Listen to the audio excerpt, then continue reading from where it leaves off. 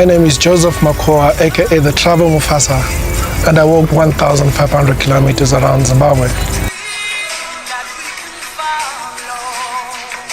What's going on, Spax family? Welcome back to my YouTube channel. If you're here for the first time, hi, I'm Tina Spax, your favorite African without borders, currently in Harare, Zimbabwe, and today I have the Travel Mufasa. And if you're here for the second or third or more than 3 times, hey, what it do? Today's video is kind of different, you guys, and I'm so excited. I have the Travel Mufasa. Welcome to my channel. I'm happy to be here.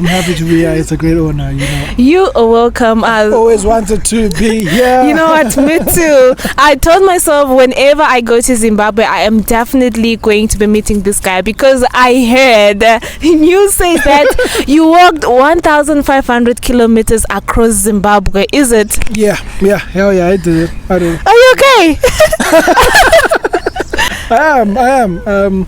A lot of people actually think like, yo, did you have mental illness? Were you stressed? Are you okay? Is everything okay at home? You get a lot of those, but guys, I was fine. I was okay. I was good. I was great. So what really actually pushed you to say, okay, I'm just going to be walking across Zimbabwe? You know, it's a very funny story because initially the plan was not to walk around Zimbabwe.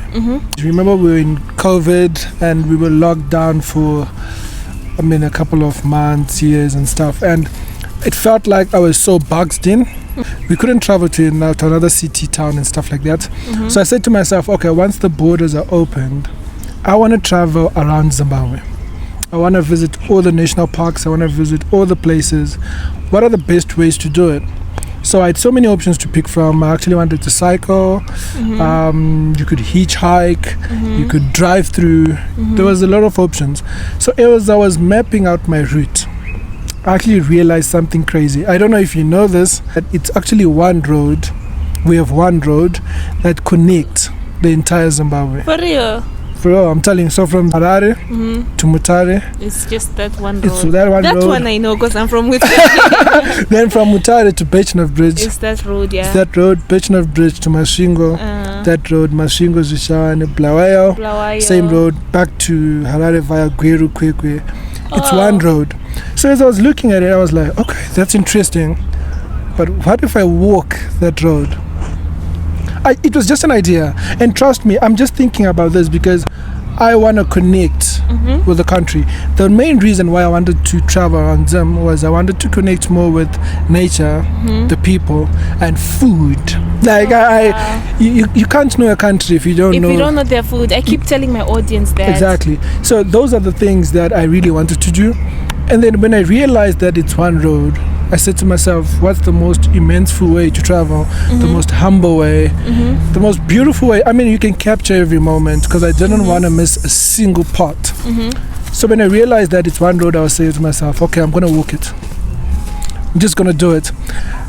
But I wasn't so sure now because I hadn't done it before. And then I just said, but I feel like I would connect more with the country if I actually walk. Oh wow. Are you telling me you don't have any experience with walking? You don't do marathons? You've never been on the road like that? No. It takes up so much courage. Oh wow. It does. I mean, even like when I told the first couple of people that I want to do this, they were like, okay, you mad? You okay? Are you okay? Are you crazy or what? Yeah. I mean, no one thinks of it as something that's doable. Because come to think of it, we need to be honest. This is 1,500 kilometers. If you think of it like that, it's something impossible. But the way I brought it down was, I was like, okay, I want to walk this entire journey, but let me not focus on the figure 1,500. Let me take it one day at a time. I want to visit Marondera, I want to visit headlands. So this is 30 kilometers, 40 kilometers, 50 kilometers. Now, if I tell you that most people out there, they actually walk 10 kilometers a day, but they don't know. They don't know it. They don't calculate it, you see. So it was just one step at a time and no experience, nothing. Interesting. Do you enjoy what you're doing? I enjoy it. Let me tell you something. It's crazy that it took me so many years to realize how beautiful our country is. Why? You know, when you drive past a place or a certain area, you don't really take note of the finer details. So now, even now, if you ask me about a certain tree along the way from Harare to Mutara, I'll definitely tell you there's a tree on this part, because I connected so much to the route, to the country, to everything, the people and everything. And walking really made me become patient with myself. You become disciplined because you can't do more than you can actually do. And the most important part is you never know how beautiful the people of Zimbabwe are up until you walk or get stuck somewhere or when you need help. It's crazy, because imagine I'm walking through places that I don't know anyone. I'm gonna need water, I'm gonna need food, I'm gonna need supplies, a place to sleep, and all that. And sometimes when I'm walking, I'll just say, okay, now I'm tired, I need a place to stay here. I'll go door by door, people's houses. Guys, I really need a place to sleep. I don't want to sleep in your house, but I just want to put up my tent outside. And they'll be like, no, we can't allow you to stay outside. Come inside. And then we'd share meals, share jokes. It was amazing. And if I tell you that after the walk, I have like over 20 families that I'm now connected to just because of that. That's beautiful. And it only took like a few hours of knowing each other, and now we are like family. It's amazing. So what can you say about Zimbabwean people in general?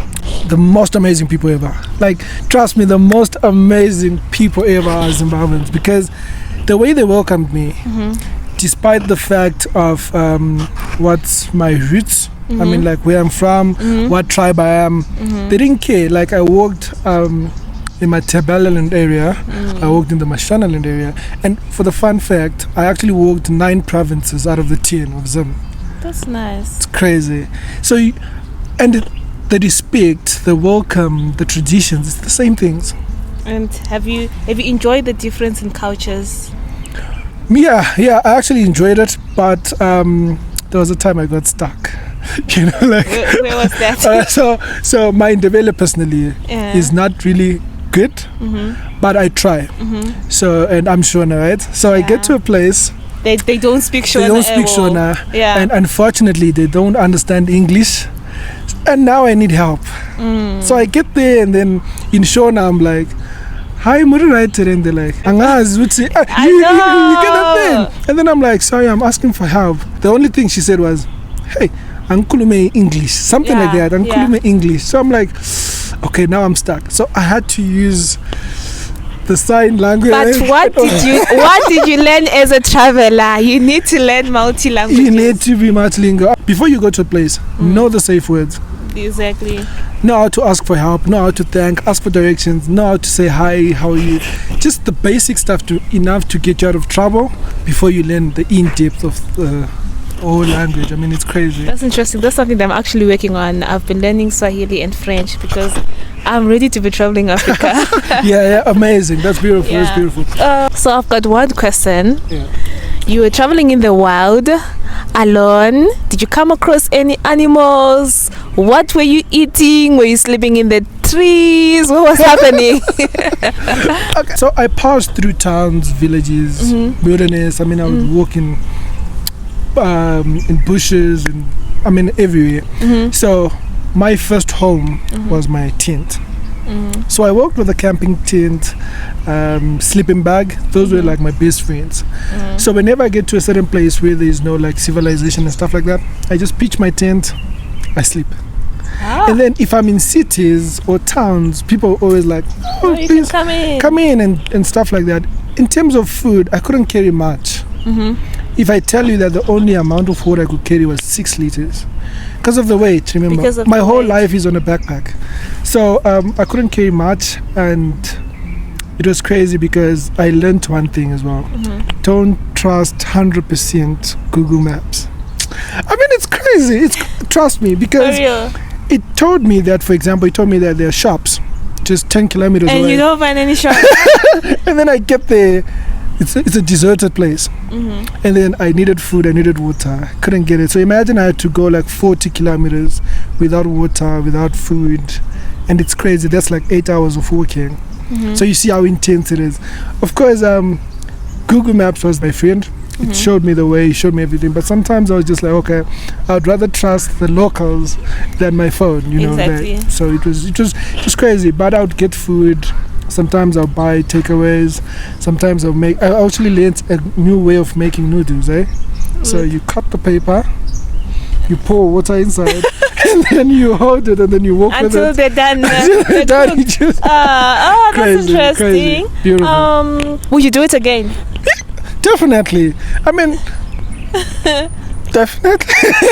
So tell me about it. What's next? Are you going to go on another adventure? Yes. Now so you see, I think, let me just tell you this very heartbreaking story. What happened is, as I was walking around Zim, I would meet a lot of children along the way, and then we would take pictures, videos, share jokes. It would always, the first thing they would ask me was, why are you carrying so many bags? Because I had like 2 backpacks, one at the back, one at the front. And that's how we would just start having conversations. So the funny part was, I would ask them the same question. So, what do you want to be when you grow up? What do you want to be when you grow up? And it was heartbreaking to know, if I tell you that they couldn't dream of anything else other than what's already in their surroundings. They couldn't dream of a life outside their villages, because towns, they're not exposed to much, correct? They're not exposed to much. And you realize that it's always the same things they're telling you, the things they see every day. Every day. If I would ask them, you can be a filmmaker, you can be a photographer, you can be a designer, they're like, what's that? They don't know these things. And I'd also ask them if they had come across animals outside the human-wildlife conflict. And you realize the only moment they would encounter animals was maybe when an elephant is coming into their fields, destroying their crops, or maybe the mother was bitten by a snake, or maybe some kid was attacked by a hyena. Outside of that, they had no experience with wildlife, no experience with nature.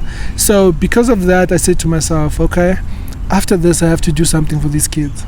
So at that very moment, that's when the new project was formed, Project Cape2Kili. I know this is going to shock you, but Cape2Kili is a journey that I set myself to walk 6,000 kilometers. Can you hear that? 6,000 kilometers across 5 countries.